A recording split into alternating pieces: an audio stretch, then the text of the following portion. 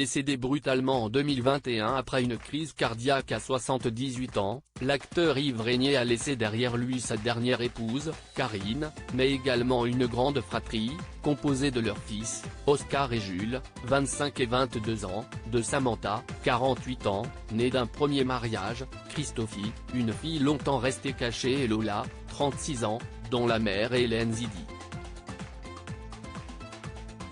Une jeune femme artiste, comme son papa, qui a expérimenté le chant, le théâtre, mais qui s'est surtout épanouie ces derniers temps dans la littérature.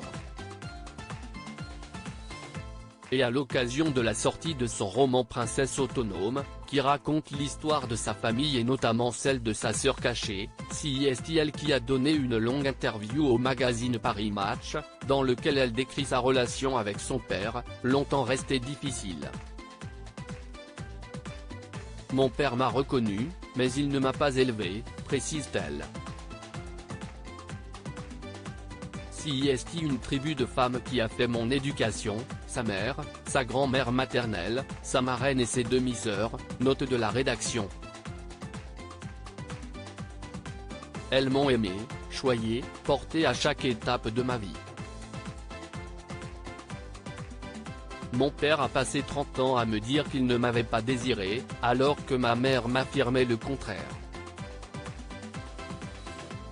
J'ai grandi avec deux versions différentes et un manque béant, confie la trentenaire, qui sait que ce manque se répercute ensuite sur la suite de son adolescence.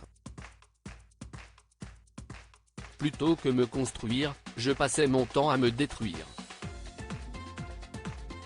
L'autosabotage, la victimisation, la fuite étaient devenus mes mécanismes.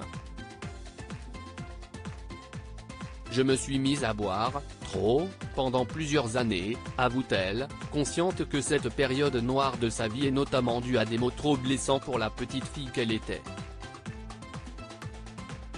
J'ai longtemps pensé que mon père ne m'aimait pas et notamment le fait qu'elle n'ait pas été désirée selon l'interprète du commissaire Moulin, je voulais être une princesse, la fille d'un roi.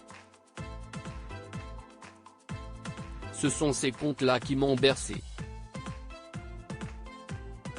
Seulement mon père n'était pas toujours réputé pour son tact et sa diplomatie.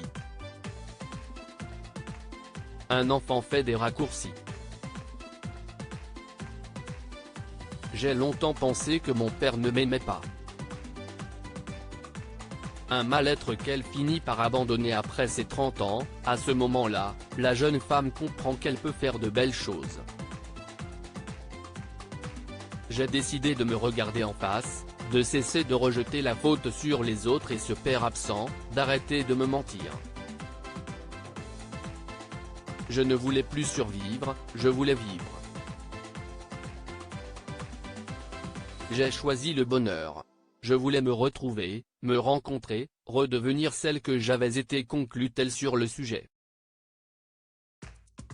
Et ce père maladroit, avec ses blessures et son histoire, lui a tout de même offert une magnifique histoire, celle de sa sœur Christophie et âgée de 4 mois de plus qu'elle seulement.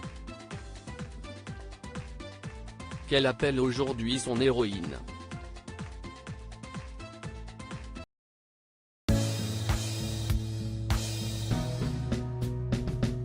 But there's all times through the rough times I think